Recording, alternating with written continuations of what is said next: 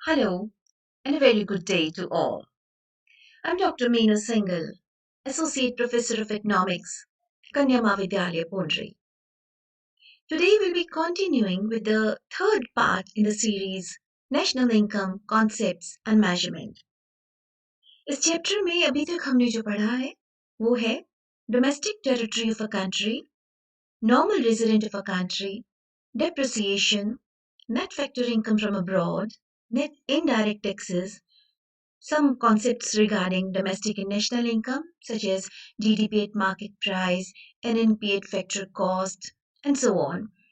And lastly, private, personal, and disposable income. Today we'll be we'll try to know and we'll try to understand how we measure national income.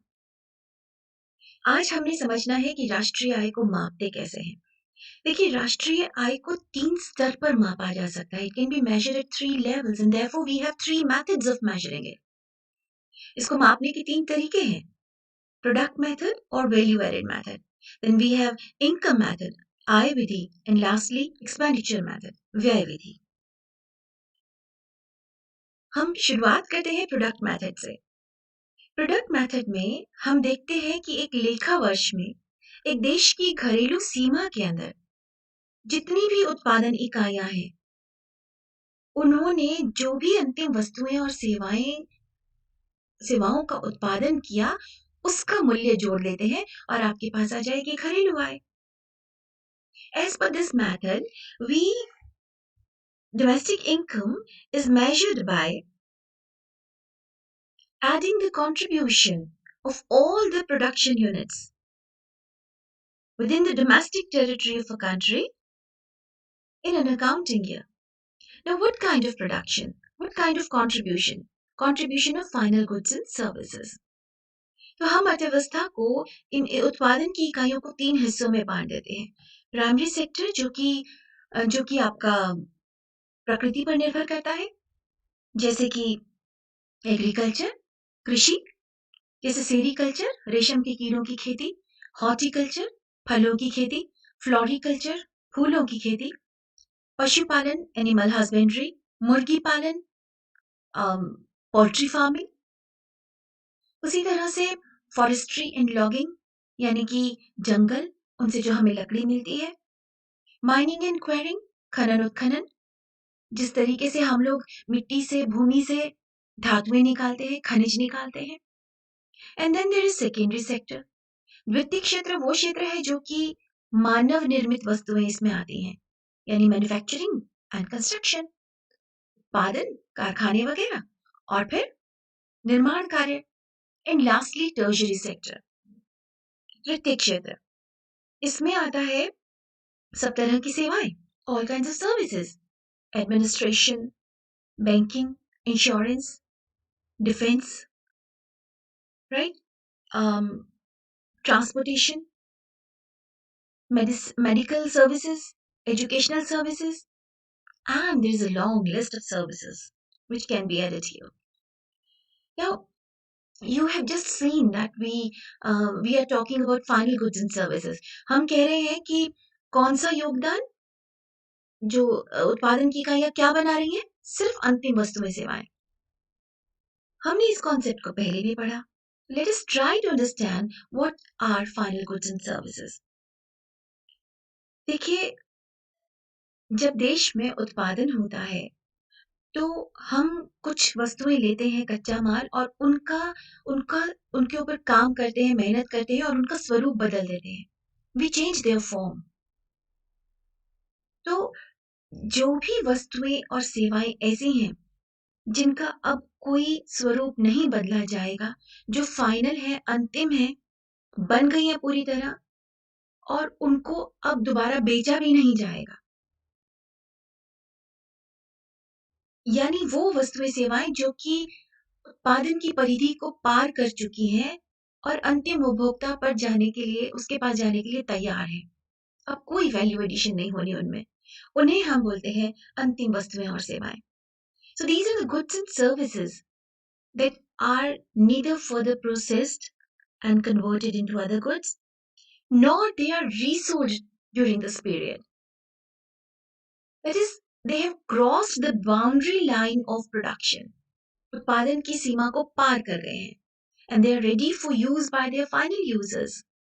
अब इनको final उपभोक्ता इस्तेमाल कर सकता है। They are complete in every respect, no value addition is required.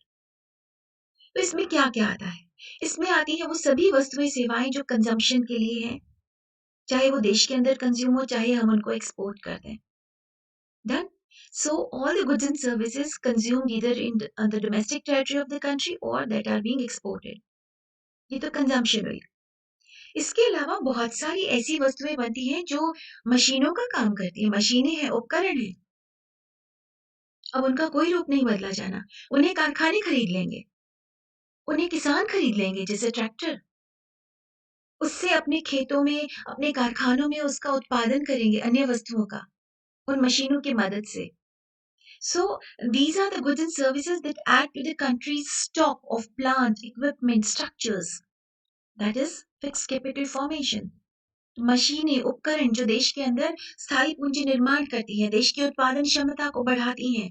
All these are basically final goods and services. क्योंकि अब इनका रूप बदला नहीं जाएगा। तो वो वस्तुएं, अब देखिए मध्यवर्ती वस्तुएं बताते हैं, वो वस्तुएं जिनका अभी रूप बदला जाना है, जिनके ऊपर अभी काम होना है, और अगर पूरी बन भी गई हैं तो वो भी फाइनल कस्टमर तक नहीं पहुंचेंगी, क्योंकि सपोजिंग फैक्ट्री ने बना लिया है, वो होलसेलर को बेचेंगी, होलसेलर उन्हें रिटेलर को बेचेगा, यानी अभी they are yet to be resold, उनके अंदर कोई ना कोई मूल्य वृद्धि करेगा।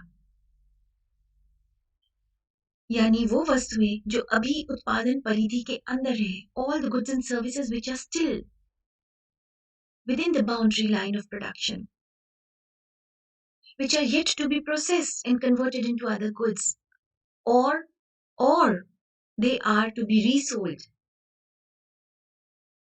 So such goods are known as intermediate goods. Sorry, देखिए कई बार क्या होता है कि हमारे लिए ये जानना मुश्किल हो जाता है कि ये वस्तु अंतिम वस्तु है या मध्यवर्ती। उसका तरीका क्या है कि हम ये देखेंगे कि उसको इस्तेमाल कौन कर रहा है, कैसे कर रहा है। एक एग्जाम्पल लेते हैं। मान लेते हैं मैं अपने घर के लिए आटा खरीदती हूँ, 5 किलो आटा लिया है, सॉरी, उसका इस्तेमाल करूंगी, रोटी बनाएंगे, खाएंगे, महीना भर चलेगा मान लेते हैं। अगर वही आटा एक रेस्टोरेंट वाला खरीदता है, वो भी उसकी रोटी बनाएगा, लेकिन वो रोटी बनाकर उसको किसी अन्य को बेचेगा, खुद उपभोग नहीं करेगा। इसलिए वही आटा जो मेरे लिए उपभोग था, मेरे लिए फाइनल गुड था, वही आटा उस रेस्टोरेंट ओनर के लिए कच्चा माल हो गया, मध्यवर्ती वस्तु हो गया, राइट? तो उस वस्तु को कैसे इस्तेमाल किया गया, इससे पता चलेगा कि वो वस्तु मध्यवर्ती वस्तु है या अंतिम वस्तु है। The end use of a product will tell us whether the good is a final good or an intermediate good. Now, we need to understand some more concepts regarding value added method.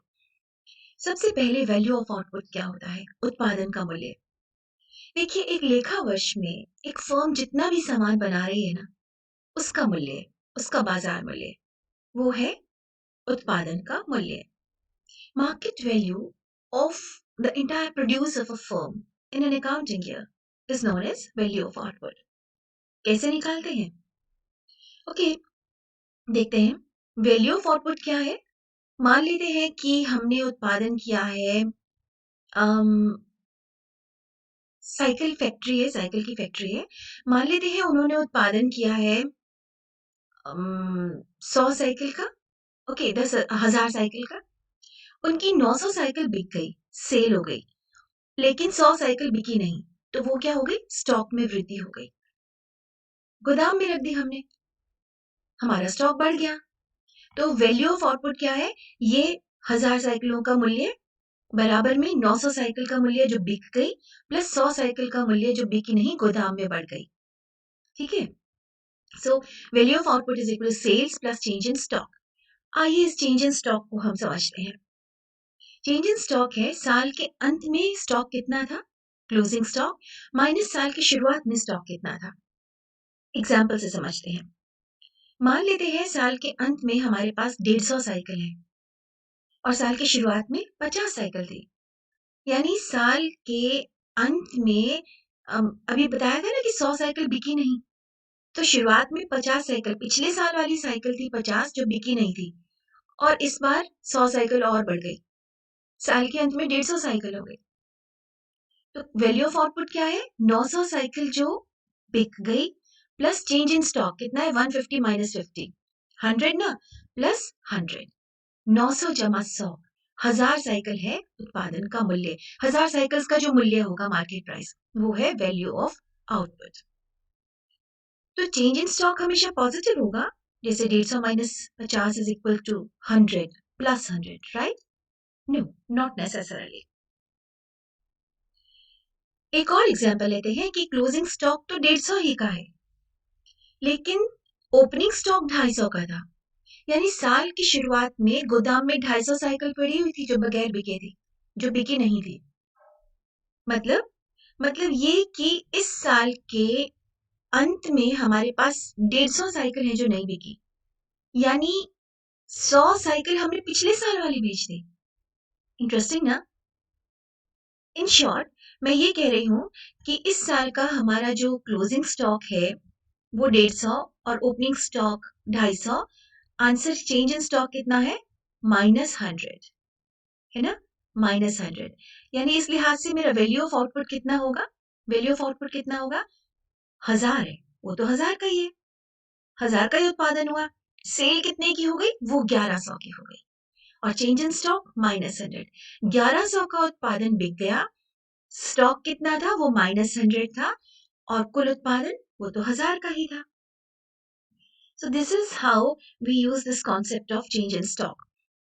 हाँ, change in stock आपने देखा minus भी हो सकता है, plus भी हो सकता है, और अगर इस साल की सारी प्रोडक्शन हमने बेच दी है और चेंज इन स्टॉक 0 भी हो सकता है।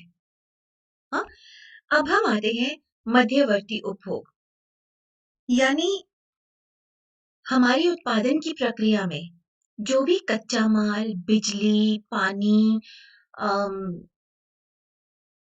स्टेशनरी का सामान, कुछ भी जो इस्तेमाल हुआ, उसका मूल्य कहलाता है मध्यवर्ती उपभोग। आप एक तरीके से कह सकते हैं, देखिए प्रोडक्शन में हमने कई मजदूर, भूमि, पूंजी सब कुछ लगाया, इनको हम बोलते हैं साधन, साधन आगतें। तो ये कौन सी है? नॉन फैक्टर इनपुट्स, गैर साधन आगतें। तो जितने भी हमने गैर साधन आगतें इस्तेमाल की हैं, उनका मूल्य, value of non factor inputs used in the process of production is known as intermediate consumption. अब last concept, value addition, value added. मूल्य वृद्धि कितने की हुई? देखिए जितना उत्पादन का मूल्य हुआ, मान लेते हैं कि हमारा उत्पादन का मूल्य है 1 लाख का, उसमें मध्यवर्ती उपभोग कितना था? 70,000 का। यानी 70,000 रुपए का तो हमने कच्चा माल, बिजली वगैरह ही इस्तेमाल कर ली। हमने खुद ने क्या जोड़ा?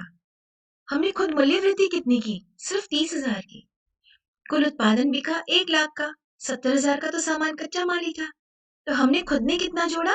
1 लाख माइनस 70,000, यानी कि हमारी मूल्य वृद्धि कितनी है? 30,000 की। आइए इसको हम न्यूमेरिकल से समझते हैं। मान लेते हैं कि ये एंटरप्राइजेस हैं, एक किसान है, टेक्सटाइल मिल है। किसान ने कपास उगाया, 200 रुपए का बीज, खाद, कीटनाशक दवा इस्तेमाल करके 500 रुपए की कपास उगाई। यानी किसान ने मूल्य वृद्धि की 300 की। इसने ये 500 रुपए की कपास बेच दी टेक्सटाइल मिल ए को, जिन्होंने इसका धागा बनाया और 750 का बेचा। यानी इन्होंने 500 में 250 की मूल्य वृद्धि की और 750 का धागा बेचा मिल बी को, जिसने इस 750 के धागे से 900 रुपए का कपड़ा बनाया। यानी मिल बी ने कितनी मूल्य वृद्धि की? 150 रुपए की। फिर खुद ये कंपनी बी इसको बाजार को कपड़े को, सामान को बाजार में नहीं बेच रही। वो क्या कर रहे हैं? इसको दुकानदार को बेच देते हैं, और दुकानदार अपनी सेवाएं देता है इसको ग्राहक तक पहुंचाने के लिए। तो उस दुकानदार ने सेवाएं दी 100 रुपए की, और 1000 रुपए का ये कपड़ा उसने मार्केट में बेचा। जो खरीदा था 900 रुपए में, 1000 रुपए का उसने बेचा। तो इसने मूल्य वृद्धि की 100 की। आप देख सकते हैं कि उत्पादन का मूल्य कितना हो गया, 500 जमा 750 जमा 900 जमा 1000, 3150। पर आप नोटिस करेंगे, यहाँ पर 500 रुपए का जो कपास उगा था, वो तो यहाँ भी जुड़ गया। देखिए ना, मिल ए ने धागा तो सिर्फ 250 का बनाया, 500 का तो इसमें कपास ही है। और मिल बी ने कपड़ा तो सिर्फ 150 का बनाया ना, 250 का तो इसमें धागा है और 500 का इसमें 500 का इसमें कपास है। एक तरीके से हम कपास को 4 बार जोड़ेंगे, इधर, यहाँ, यहाँ और यहाँ। हम इसको धागे को 250 रुपए के धागे को 3 जगह जोड़ेंगे। जोड़ना चाहिए था सिर्फ 1 बार। ये इस बार-बार जोड़ने की वजह से हमारा जो हमें देखने में लगता है कि घरेलू आय तो 3150 की है, ये सही नहीं है। हमने यहाँ कई बार जोड़ा है कपास को, कई बार जोड़ा है धागे को, 2 बार जोड़ा है कपड़े को। अगर हम सही मूल्य जानना चाहते हैं, तो हमें इस उत्पादन के मूल्य में से मध्यवर्ती उपभोग घटा देना पड़ेगा। देखिए, ये हमारे पास है 200 का, 500, 700, 1450 और 2350 का कुल हमारे पास मध्यवर्ती उपभोग है। तो अगर हम जानना चाहते हैं कि हमारे पास कुल घरेलू उत्पादन कितना हुआ, तो हमें वैल्यू ऑफ आउटपुट में से ये इंटरमीडिएट कंजम्पशन को घटाना पड़ेगा। 3150 में से 2350 घटाकर हमारे पास आया 800 रुपए। ये 800 रुपए क्या है? मूल्य वृद्धि, जो इन चारों ने मिलकर की है। तरीका ये था कि हम सब शुरू में ही जो मूल्य वृद्धि निकाली है, इसको जोड़ लें। किसान की 300, मिल ए की 250, फिर 150 जोड़िए, 300 जमा 250, 550, 700 जमा 100, 800।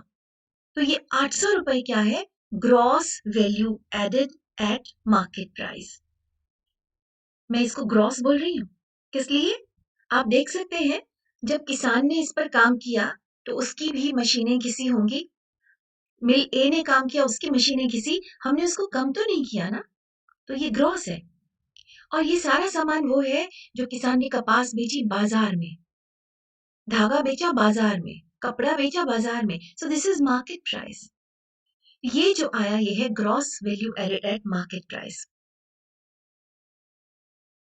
अब अभी अभी मैं जिक्र कर रही थी कि हम बार बार जोड़े जा रहे हैं एक ही चीज को। इसको मैंने कहा दोहरी गणना की समस्या, problem of double counting. Problem क्यों? क्योंकि इसकी वजह से हमारे को लगता है डोमेस्टिक आउटपुट बहुत ज्यादा है, जबकि होता नहीं है उतना। तो इस समस्या से निपटने के 2 तरीके हैं। पहला तरीका तो ये है कि हम जो सिर्फ और सिर्फ अंतिम वस्तुएँ और सेवाएँ बिकी हैं, उसके मूल्य को जानें। आसान नहीं है उसको जानना। तो दूसरा तरीका है कि हम लोग सिर्फ और सिर्फ मूल्य वृद्धि देखें। कैसे देखा था? जितना वैल्यू ऑफ आउटपुट है माइनस जो मध्यवर्ती वस्तुओं का, इंटरमीडिएट गुड्स का जो लागत है, वो कम कर दीजिए। आपके पास आ गई वैल्यू एडिशन। हमने भी देखा कि जो वैल्यू एडिशन है, उसको हम बोलते हैं gross value added at market price. Basically यही है आपका जीडीपी एट मार्केट प्राइस। ये है घरेलू आय। आप अगर राष्ट्रीय आय निकालना चाहते हैं, तो इसमें शुद्ध विदेशों से प्राप्त साधन आय जोड़ देंगे, net factor income from abroad जोड़ देंगे, और जोड़कर आपके पास क्या आया? GNP eight market price. अगर आप ये फैक्टर कॉस्ट पे निकालना चाहते हैं, मार्केट प्राइस से फैक्टर कॉस्ट पे आने के लिए क्या करते हैं?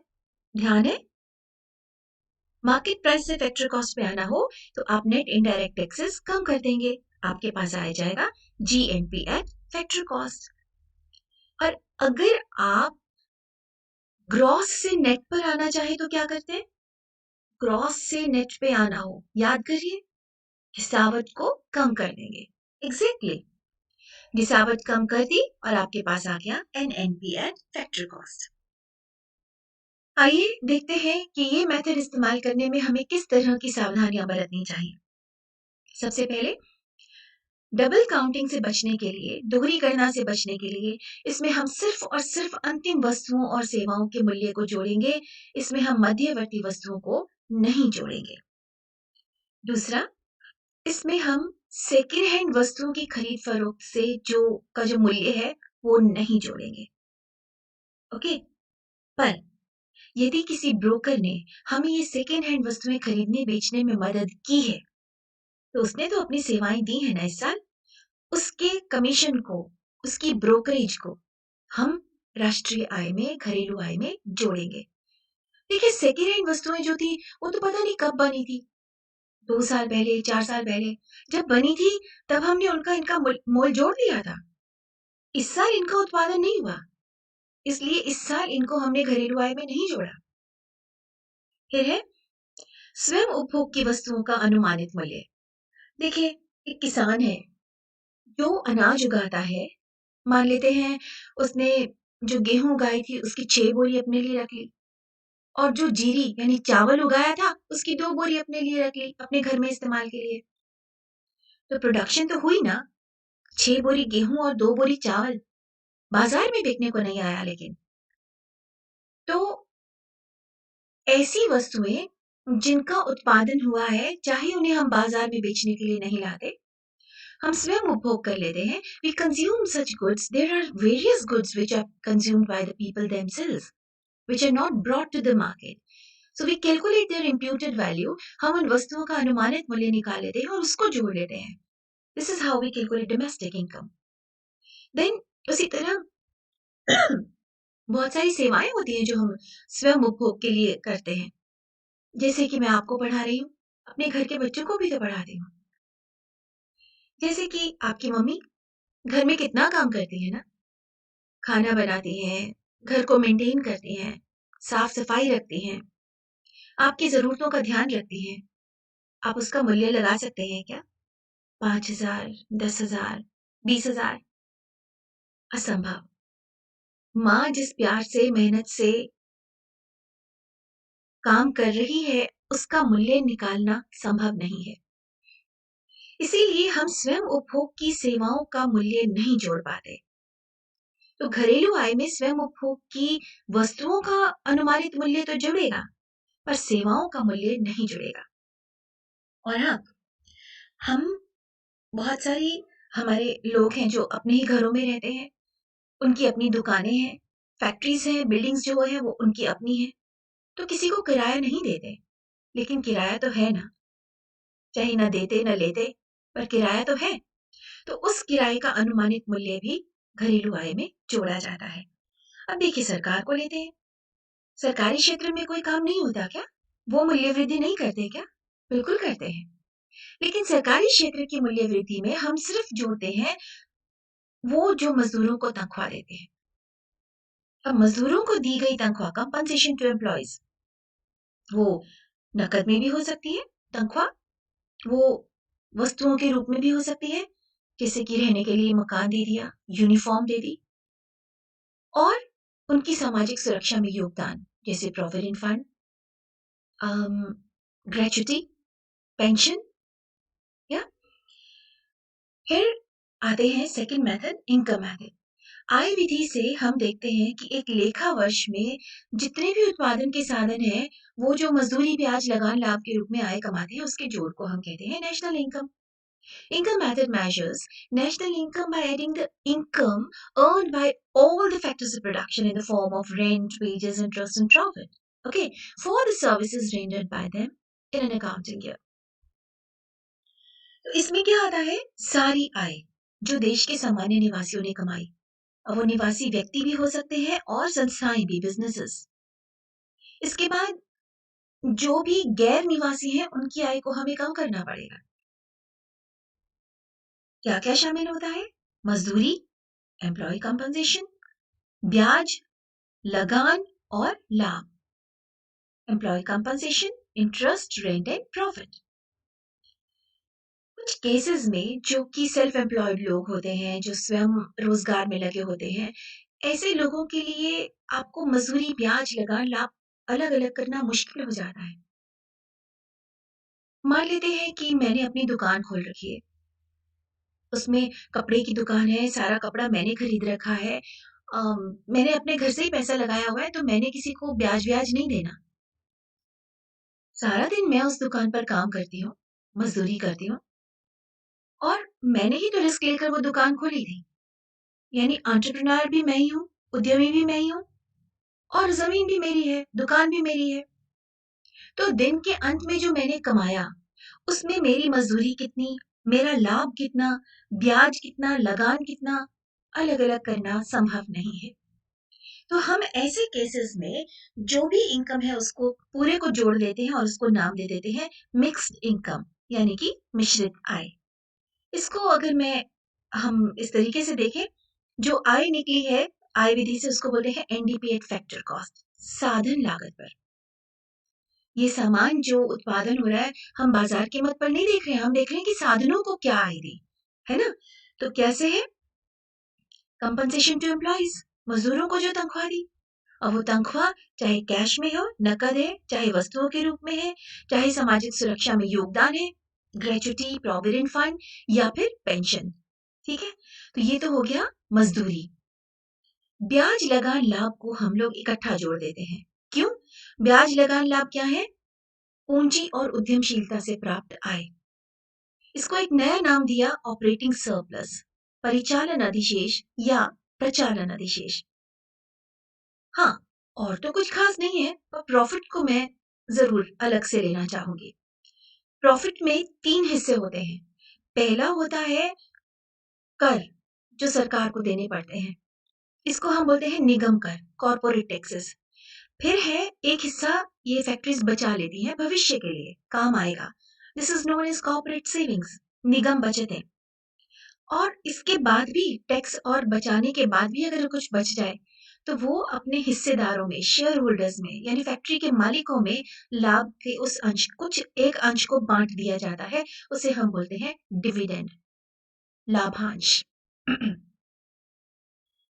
तो ये है आपका ऑपरेटिंग सरप्लस। अब एक हिस्सा रह गया, कौन-सा? मिक्स्ड इनकम, उन लोगों की जो कि स्वयं रोज़गार में है, सेल्फ एम्प्लॉयड है। तो ये हुआ हमारा इनकम मेथड। लेकिन इनकम मेथड में भी हमें कुछ सावधानियाँ रखनी ज़रूरी है। कुछ चीज़ें जोड़ेंगे, कुछ जोड़ने से बचेंगे। जैसे जोड़ेंगे क्या? हम इसमें सेकंड हैंड वस्तुओं को बेचने-खरीदने में यदि कोई ब्रोकर की सेवाएँ ली हैं, तो उसको दिया हुआ कमीशन जोड़ेंगे। ठीक उसी तरीके से यदि हम कोई बॉन्ड्स और शेयर्स जैसी चीज़ें, गवर्नमेंट सिक्योरिटीज़ खरीदते हैं या बेचते हैं, ब्रोकर के माध्यम से खरीदेंगे, बेचेंगे, उसको जो कमीशन देंगे, वो घरेलू आय का हिस्सा होगा। उसी तरीके से स्वयं उपभोग की वस्तुओं का अनुमानित मूल्य जुड़ेगा। स्वयं जो जिन बिल्डिंग्स को हम इस्तेमाल कर रहे हैं, चाहे वो मकान है, दुकान है, गोदाम है या फिर फैक्ट्री है, उसका अनुमानित लगान जोड़ेंगे। और लास्टली सरकारी क्षेत्र में सरकार जो अपने मजदूरों को आय देती है, किसी भी रूप में, तनख्वाह, कैश में, काइंड में, वस्तुओं के रूप में या सामाजिक सुरक्षा योगदान के रूप में। तो ये सब तो जुड़ेगा। क्या नहीं जुड़ेगा? सबसे पहले जो भी हस्तांतरण आय है, अब देखिए हस्तांतरण आय के लिए हम कोई योगदान नहीं देते। हस्तांतरण आय वो है जिसके लिए मैंने कुछ भी नहीं किया फिर भी मुझे कुछ मिल गया। जैसे कि मेरे भाई ने मुझे कोई गिफ्ट दे दिया, ठीक है? कोई सब्सिडी जो गवर्नमेंट दे रही है, छात्रवृत्ति, तो उसके लिए हम कुछ नहीं कर रहे, देश में उत्पादन नहीं बढ़ रहा। इसके लिए इसको हम नहीं जोड़ेंगे घरेलू आय में। ब्लैक मनी, काला धन, यानी वो धन जो कि गैर कानूनी तरीके से कमाया गया है, जिसके बारे में मैंने सरकार से छुपाया है, सरकार को बताया नहीं, वो आंकड़े मैं किसी से शेयर नहीं कर रही, कैसे जोड़ेंगे? इस तरह की आय को हम नहीं जोड़ते। फिर यदि कोई सेकंड हैंड वस्तु बेचकर मैंने कुछ कमाया है, वो भी नहीं जुड़ेगा, क्योंकि सेकंड हैंड वस्तु से देश में इस बार कोई उत्पादन नहीं बढ़ा। मैंने कोई बॉन्ड्स और शेयर्स बेचकर कुछ कमाया है, बॉन्ड्स और शेयर्स क्या है? मैंने कमाया है, आपसे कमाया है, तो देश में उत्पादन तो नहीं बढ़ा ना, मेरी कमाई हो गई, आपका खर्चा हो गया। तो इसलिए हम इसको भी घरेलू आय में नहीं जोड़ेंगे। स्वयं उपभोग की सेवाओं का मूल्य भी नहीं जोड़ेंगे, पहले किया हमने क्यों नहीं जोड़ेंगे? और लास्टली किसी तरह का आकस्मिक लाभ हो, पूंजी लाभ हो, जैसे कि मैंने अपनी पुरानी प्रॉपर्टी बेची है, मेरे पास मकान था और उसमें बहुत मोटा मुनाफा कमाया, या मेरी लॉटरी लग गई है, तो ये सारी चीजें हम लोग घरेलू आय में नहीं जोड़ेंगे। ओके, अब मैं आपसे कुछ सवाल पूछने वाली हूँ, देखते हैं आप जवाब दे पाते हैं या नहीं। सोचकर बताइएगा, सीधा मेरे जवाब की मत इंतजार करिए। इनडायरेक्ट टैक्सेस ये जुड़ेंगे या नहीं, बताइए। देखिए, अगर आप मार्केट प्राइस पर निकाल रहे हैं तो फिर जुड़ेंगे, बिल्कुल जुड़ेंगे। लेकिन अगर आप फैक्टर कॉस्ट पर निकाल रहे हैं तो नहीं जुड़ेंगे। आप पढ़ चुके हैं कि मार्केट प्राइस में नेट इनडायरेक्ट टैक्सेस शामिल होते हैं और फैक्टर कॉस्ट में नहीं होते। दूसरा, कॉर्पोरेट टैक्सेस, कॉर्पोरेट सेविंग्स और डिविडेंड ये शामिल होंगे या नहीं, याद करिए, अभी पढ़ा था। ये तीनों किसका हिस्सा है, प्रॉफिट का। और प्रॉफिट आपने ऑलरेडी जोड़ लिया है ना। घरेलू आय में क्या जोड़ा, सभी साधन आए, मजदूरी, ब्याज, लगान और लाभ। तो ये तीनों तो लाभ का हिस्सा है, ये तो ऑलरेडी जुड़े हुए हैं, इन्हें दोबारा क्यों जोड़ेंगे। तीसरा, इनकम टैक्स, ये जोड़ेंगे क्या, इनकम टैक्स। इनकम टैक्स का कॉन्सेप्ट का घरेलू आय से कोई लेना देना नहीं। इनकम टैक्स तो इसलिए है कि इससे हमें पता चलता है कि एक उपभोक्ता के पास निजी क्षेत्र के पास अपने खर्च करने के लिए कितनी आय बच गई, तो ये नहीं जोड़ेंगे। Then death duty, wealth tax, gift tax, taxes on windfall profit. देखिए, संपत्ति कर, इनहेरिटेंस पर ये जो कर लगता है उसको डेथ ड्यूटी बोलते हैं। ये सारे इस तरह के कर हैं जो हमारी पुरानी संपत्ति पर लगे हैं, और हम ये मानते हैं कि ये जो टैक्स देते हैं पुरानी संपत्ति से ही देते हैं। तो इस सब का इस वर्ष की आय पर तो कोई असर नहीं पड़ा ना। All these taxes do not have any impact on the domestic income of a country for this year. Therefore, no, they are not to be included in domestic income. And lastly, social security contributions by the employers. आपको ध्यान है, ये भी हमने कहा था कि शामिल होता है।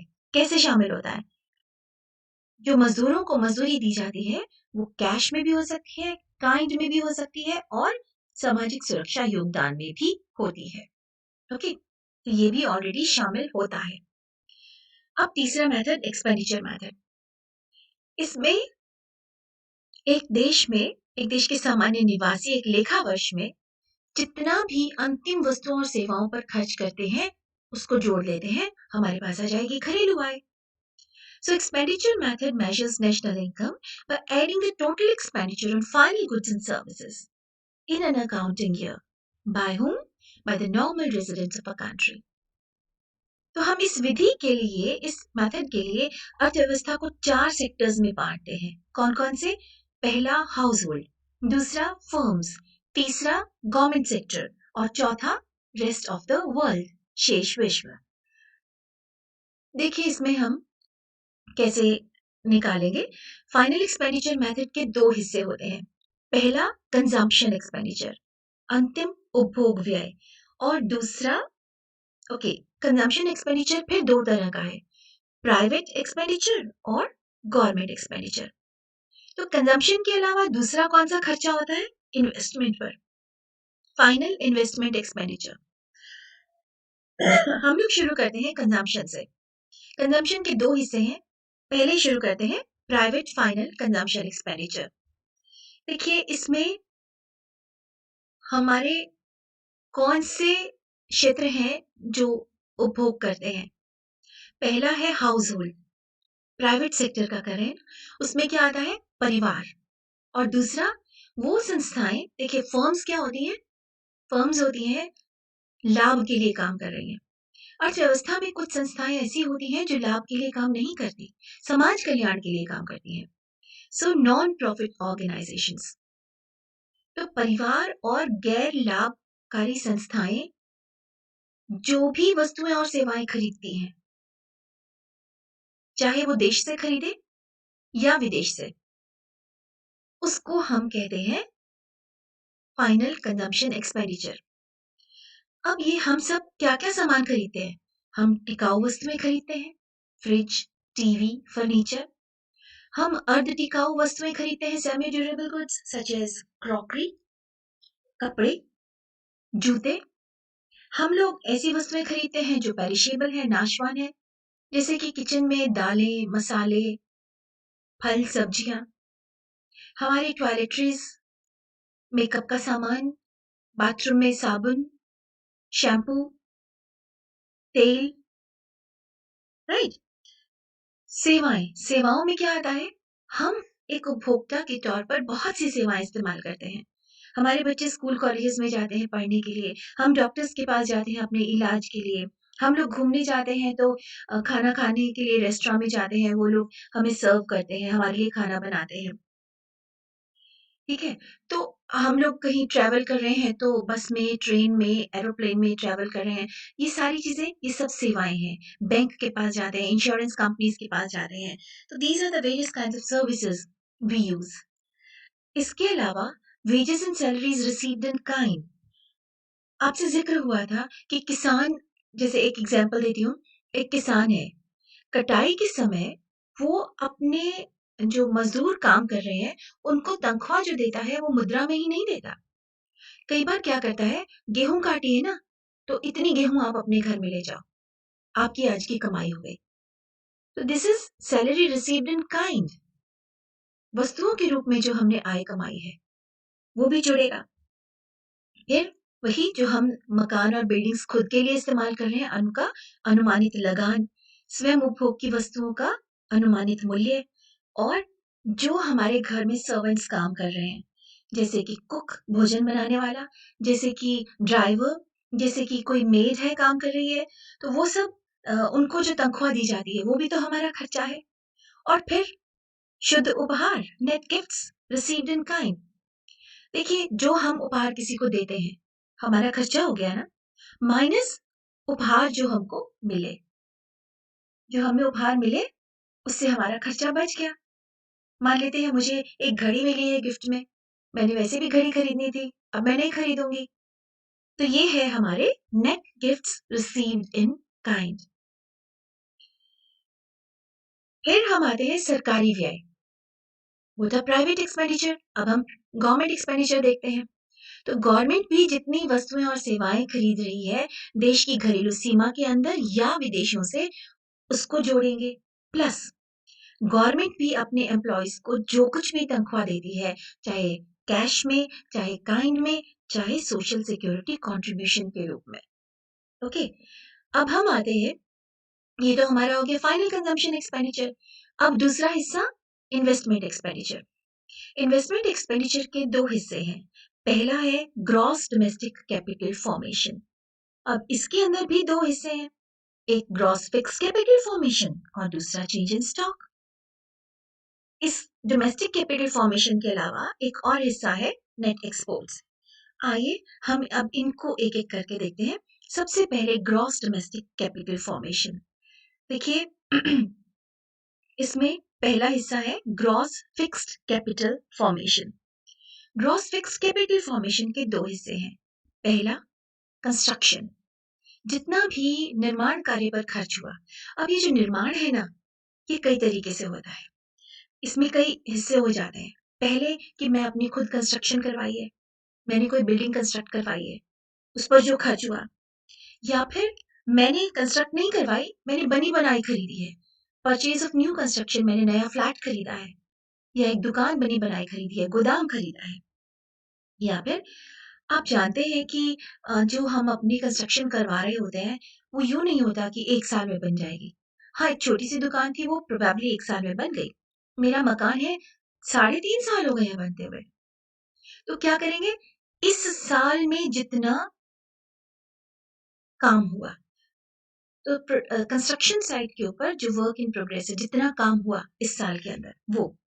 और लास्टली, हम जो मकानों में, दुकानों में, फैक्ट्रीज़ पे हम जो खुद इस्तेमाल कर रहे हैं, उनमें रेनोवेशन भी तो होती रहती है। फॉर एग्ज़ाम्पल, कहीं दीवार में सिलन आ गई है, उसको रिपेयर करवाना है। हम लोगों ने वायर्स हैं, वो सारी अंदर करवानी है। अब सफ़ेदी करवानी है, ठीक है? हमें घर की फ्लोरिंग चेंज करवानी है। तो ये सब क्या है?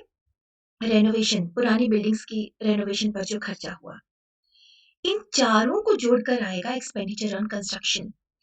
ये कैसे करते हैं? एक तरीका तो है साल में जो कुल खर्चा हुआ कंस्ट्रक्शन पर वो जोड़ लिया। दूसरा तरीका क्या है कि जैसे-जैसे सामान आता गया कि इतने कट्टे सीमेंट के आ गए, ठीक है? 100 कट्टे सीमेंट के आए और 1 कट्टा ₹1000 का है, तो फिर कुल खर्च कितना हो गया सीमेंट पे? 1000 गुणा में 100, 1 लाख रुपए। हमने इतनी ईंटें खरीदी, उन पर कितना खर्चा हुआ गुणा में उनकी कीमत। हमने इतना सरिया खरीदा, उस पे कितना खर्चा हुआ। तो इस तरीके से हम लोग कुल खर्च निकालते हैं। इसे हम बोलते हैं कमोडिटी फ्लो अप्रोच, वस्तु प्रवाह विधि। तो ये तो हुआ ऑल अबाउट कंस्ट्रक्शन। दूसरा है नई फैक्ट्री लगाना, प्लांट लगाना, मशीनरी लगाना, इक्विपमेंट, उपकरण खरीदना। तो जब हम इसके ऊपर भी खर्चा मापने का यही तरीका है। जो मशीन खरीदते जा रहे हैं गुणा में उसकी कीमत, या साल के अंत में कुल कितना खर्चा किया मशीनों वगैरह पर। तो ये है आपका ग्रॉस फिक्स्ड कैपिटल फॉर्मेशन। दूसरा हिस्सा है चेंज इन स्टॉक।